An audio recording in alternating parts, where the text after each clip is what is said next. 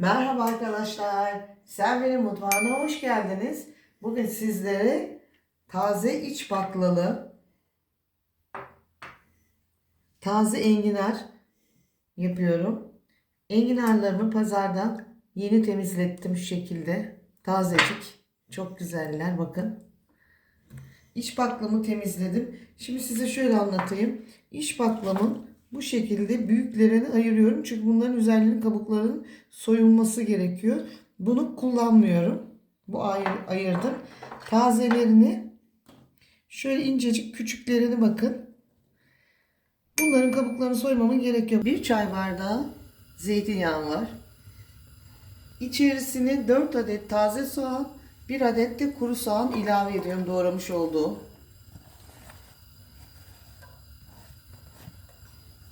Soğanlarımı kısık ateşte hafif yumuşayana kadar karıştırıyorum. Kavurmayacağım. Pembe pembe kavrulmayacak. Sadece yumuşamasını bekliyorum. Bir adet kesme şeker atıyorum. Bir tatlı kaşığı tuz. Şöyle karıştırdıktan sonra soğanlarımı kızartmıyorum. Bakın beyaz. Sadece yumuşamalarına izin verdim. Temizlemiş olduğum iç baklayı döküyorum.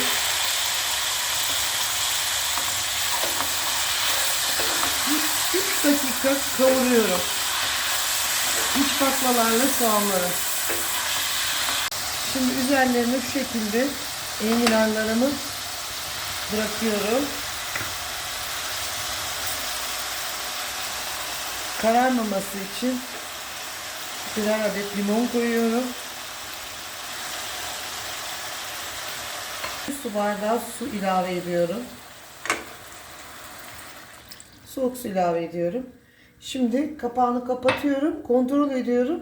Suyunu çekince tekrar su ilave edeceğim. Açıklamalar bölümünde ne kadar su kullandığımı yazıyorum. Lütfen açıklamalar bölümünü okuyunuz. Şimdi kahve ocağında kısık ateşte yavaş yavaş pişecekler.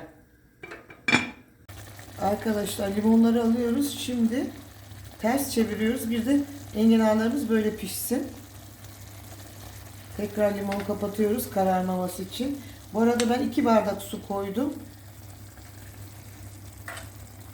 Şimdi şöyle tekrar limonları hemen koyuyorum. Rengi bozulmasın enginarımızın. Bu şekilde bakıyorum suyunu şu anda var. Şu ana kadar 2 su bardağı su koydum. Arkadaşlar bakın dibinde suyu var. Şimdi 2 su bardağı su yeterli. Baklalarımız çok taze olduğu için bakın çok yumuşamışlar. Ve bu şekilde hazır.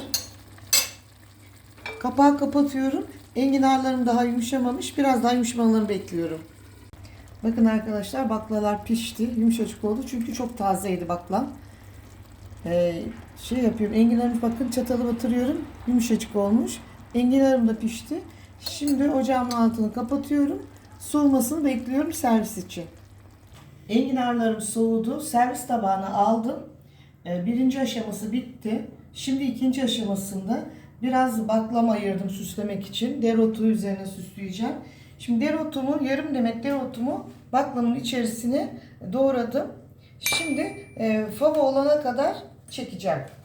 Şimdi dereotu ile birlikte baklamı çekiyorum.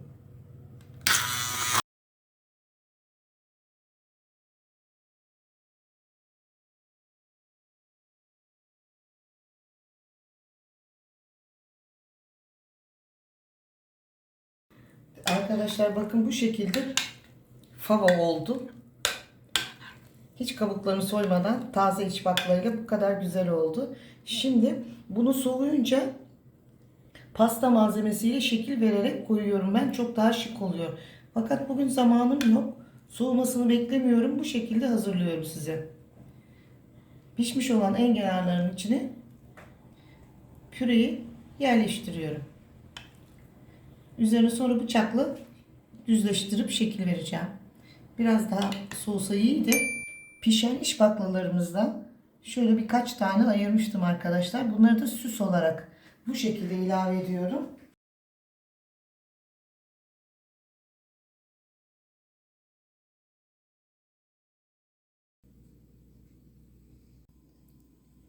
Taze iç baklayla hazırlamış olduğum taze enginar çanağında favalı baklalı enginarım hazır. Enginar çanağında favalı bu şekilde dolmalar hazırladım. Meze olarak da geçiyor, zeytinyağlı olarak da geçiyor. Davet ve çay sofralarınızda muhteşem bu güzel görsel şöleni sizlere sunuyorum. Hepiniz afiyet olsun. Videomu eğer izleyip beğendiyseniz ve hala abone değilseniz lütfen kanalıma abone olmayı, beğenmeyi, yorum yazmayı unutmayınız. Hoşça kalın, sağlıkla kalın, mutlu kalın.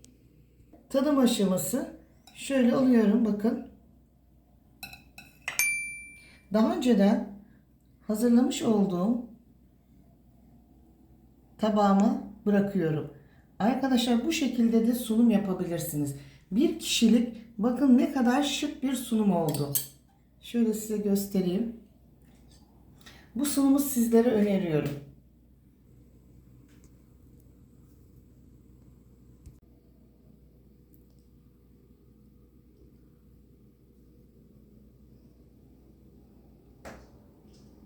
Şu güzel tabağın şeklini bozmaya. Sizin için şimdi tadım aşaması.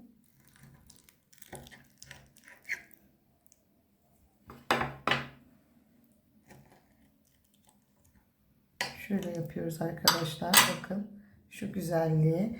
Enginarla iç baklanın bütünlüğü o kadar lezzetli oluyor ki bu tarifi sizlere öneriyorum. Şimdi ben konuşmamı bitirmeden önce şöyle de göstermek istiyorum size.